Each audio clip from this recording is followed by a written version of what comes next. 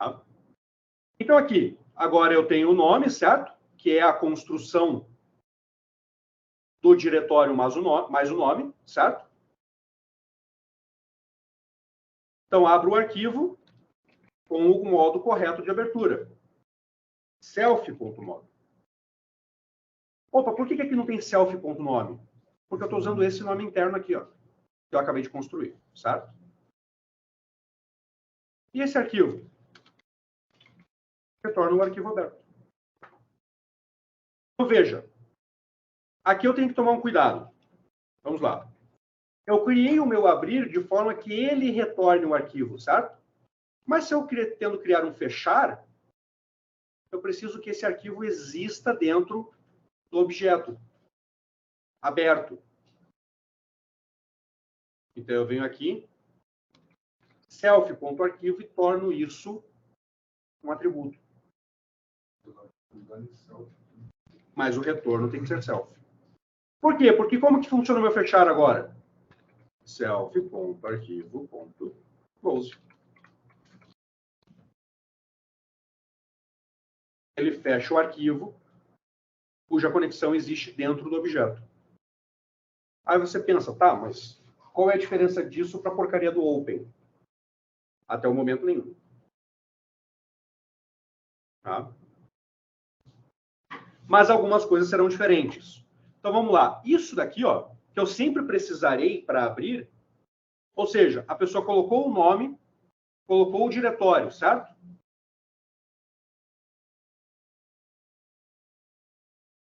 Vai para o post-it, mas eu vou colocar um nome bonito.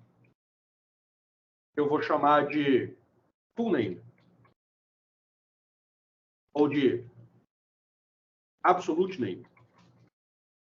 Bonito. E aí agora eu uso esse cara aqui.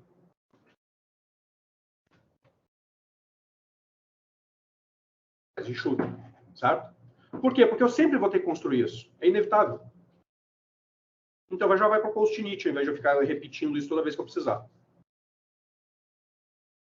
Bom, mas os meus arquivos não se fecham sozinhos, certo? Isso é uma dificuldade do Open. Eu sempre tenho que lembrar de fechar, né? Lembra que eu falei para vocês que existe um método mágico chamado destrutor? Então, se por algum motivo eu esquecer de fechar o meu objeto e eu destruir ele,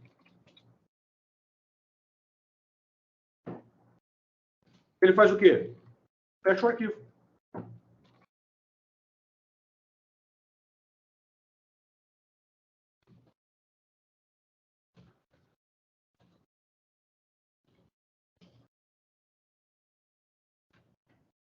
Tá? Ou seja, se o meu objeto for destruído, ele fecha o arquivo. Assim, eu nunca esquecerei de fechá-lo.